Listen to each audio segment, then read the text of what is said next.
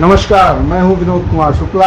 आप देख रहे हैं आई आउटलुक का साप्ताहिक कार्यक्रम। आज हम चर्चा करेंगे कि भाजपा ने अचानक मध्य प्रदेश और छत्तीसगढ़ में चुनाव से लगभग 3 महीने पहले 39 सीटें मध्य प्रदेश के लिए और 21 कैंडिडेट्स छत्तीसगढ़ के लिए घोषित कर दिए। ये बहुत सामान्य सी घटना है, लेकिन असामान्य इसलिए हो जाती है कि चुनाव में अभी 3 महीने बाकी हैं, 3 महीने से ज़्यादा का समय बाकी है और चुनाव की घोषणा भी नहीं हुई है। लेकिन भाजपा ने इस तरह की घोषणा कर दी, इसलिए इस पर चर्चा करना आवश्यक है कि ऐसा क्यों। मध्य प्रदेश और छत्तीसगढ़ के अलावा राजस्थान में चुनाव होने हैं और दोनों बड़े राजनीतिक दल जो एक दूसरे के आमने सामने होंगे वो अपनी चुनावी तैयारियों में लगे हुए हैं। भाजपा ने तो पूरा संगठनात्मक बदलाव कर दिया है। वो मध्य प्रदेश के अलावा राष्ट्रीय स्तर के जो लोकसभा के चुनाव होंगे उसके मद्देनज़र कांग्रेस ने भी बदलाव किए हैं। जनरल सेक्रेटरी इंचार्ज बनाया है, मध्य प्रदेश को एक नया जनरल सेक्रेटरी इंचार्ज दिया है। छत्तीसगढ़ में भी बदलाव किए हैं, उन्होंने अपनी CWC में बदलाव किया है। मध्य प्रदेश की जिम्मेदारी सुरजेवाला को दी है, चूँकि कर्नाटक उन्होंने डिलीवर करके दिया है इन सब को लेकर के।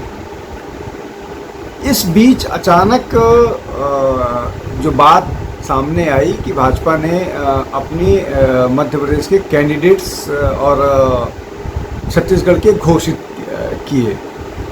सामान्यतः ये रहा है कि ये काम आम आदमी पार्टी का होता था, या आम आदमी पार्टी इस तरह की स्ट्रेटजी होती थी कि वो 1 साल पहले भी कई बार अपने कैंडिडेट घोषित कर देती है कि वो फील्ड में जाकर काम करें।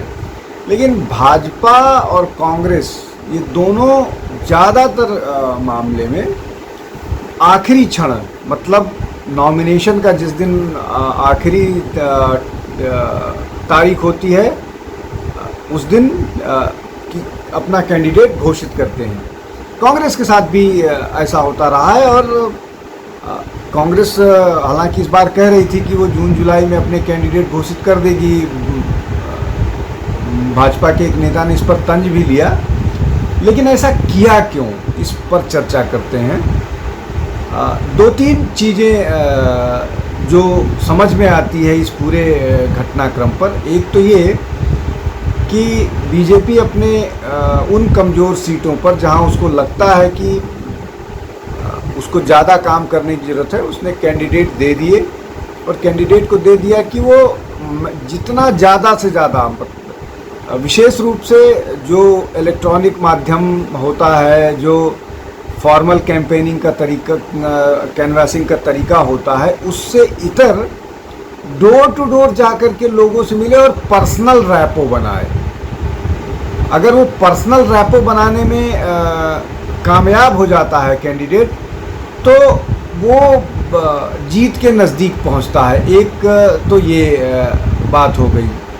लंबा तैयारी का समय मिल जाएगा तो ज़्यादा से ज़्यादा लोगों तक पहुंच पाएगा कैंडिडेट।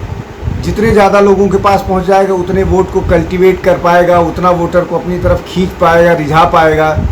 दूसरा फैक्टर ये हो गया। तीसरा ये कि इस बीच वो जानने की भी कोशिश कर लेगी कि लोगों का समर्थन किस स्तर का है। चौथा ये कि अगर किसी व्यक्ति को उसको ले करके विरोध भी है, कई बार कुछ सीट पर 2 या ज़्यादातर सीटों पर 2 या 3 दावेदार होते हैं और कोई बहुत मजबूत दावेदार है, उसको डिनाई किया जाता है टिकट, तो वो नाराज़गी जाहिर करता है। और कई बार पिछले 2-3 चुनावों में भाजपा के साथ ऐसा हो रहा है कि वो अपने रेबल कैंडिडेट के कारण कुछ जगहों पर हारी है। हिमाचल प्रदेश इसका बड़ा उदाहरण है और कर्नाटक भी है। दोनों जगह रेबल के कारण काफ़ी कुछ फ़र्क पड़ा है।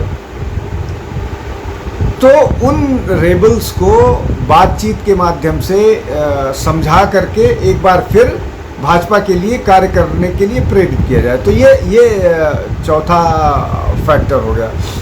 पांचवा जो फैक्टर है वो ये कि क्या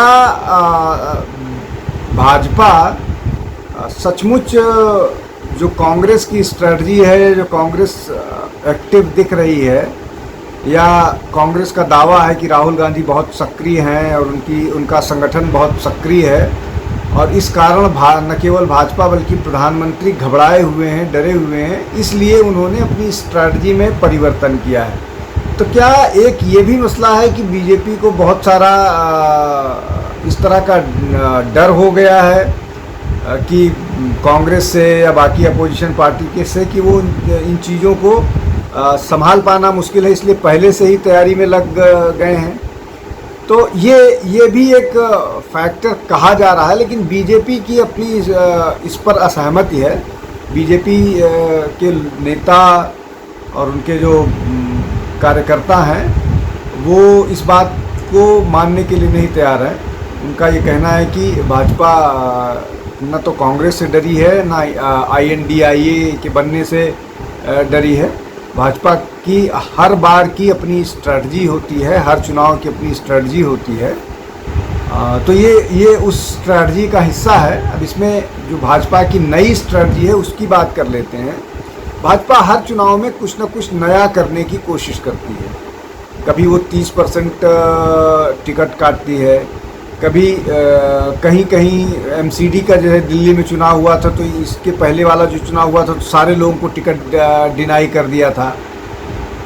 तो बीजेपी अपनी रणनीति अलग से बनाती है और उस रणनीति को इम्प्लीमेंट करती है। उस रणनीति के पीछे उनका फीडबैक होता है और वो फीडबैक के आधार पर काम करती है। मध्य प्रदेश में बीच के अगर 14-15 महीने कमलनाथ का शासनकाल छोड़ दिया जाए तो भाजपा बहुत लंबे समय से वहाँ पर शासन में है। तो उनके पास जवाबदेही बहुत ज़्यादा है, बहुत सारी चीज़ों का जवाब देना है।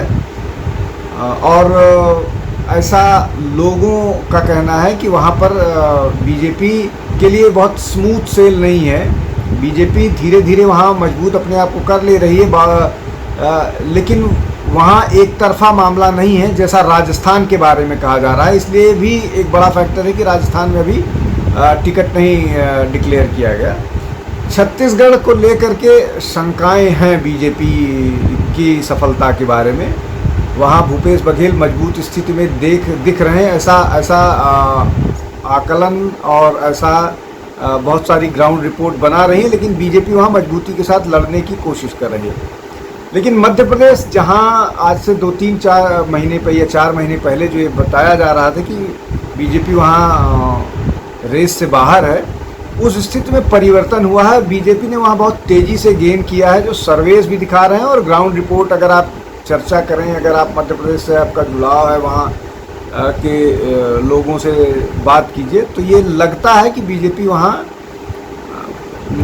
गेन करने लगी है और कांग्रेस को चैलेंज देना वहाँ बीजेपी को मुश्किल लग रहा है। हालांकि बहुत सारे सिंधिया के समर्थक वापस कांग्रेस आ रहे हैं, तो इसको भी लोग एक इशारा मान रहे हैं और लंबे काफिले के साथ एक समर्थक 700 कार के काफिले के साथ, एक समर्थक 1200 कार के काफिले के साथ भोपाल पहुंचा और उसने भाजपा की सदस्यता छोड़कर कांग्रेस ज्वाइन की। तो ये एक और मसला है, ये एक और फैक्टर है। लेकिन ये जो बात कही जा रही थी, ये बात कही जा रही है कि भाजपा वहाँ कमज़ोर है, मध्य प्रदेश में वैसा नहीं दिख रहा है अब। लेकिन ऐसा भी नहीं है कि एक तरफा हो गया है मामला जैसा राजस्थान में है। छत्तीसगढ़ में अभी भी एडवांटेज भूपेश बघेल बताया जा रहा है।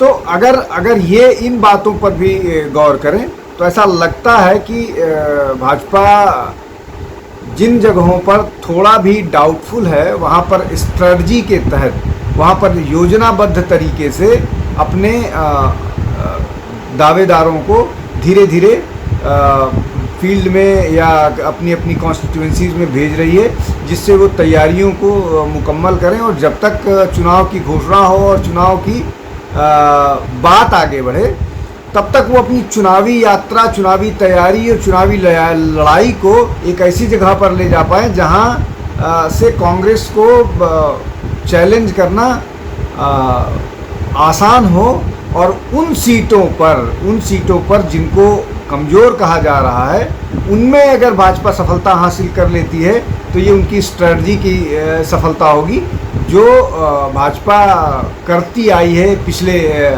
दिनों में। अपनी चुनावी रणनीति से चुनाव जीतने का जो एक नया सगल उन्होंने बनाया है, एक जो नई योजना बनाई है और उसको सफलतापूर्वक लागू करते हैं, वो फिर नज़र आएगा। तो इन सीटों के विजय का जो परसेंटेज होगा वो बताएगा चुनाव बाद कि उनकी राजनीति, जो उनकी चुनावी स्ट्रेटजी या चुनावी रणनीति थी, वो कितनी कामयाब रही। बहुत बहुत धन्यवाद। हमारे चैनल आई ऑफ ट्रुथ को सब्सक्राइब कीजिए YouTube पर, इसे फॉलो कीजिए Facebook पर, Instagram पर, Twitter पर और कू पर। हमारे चैनल के बारे में फीडबैक देने के लिए हमें मेल कीजिए ioftruth.6@gmail.com पर।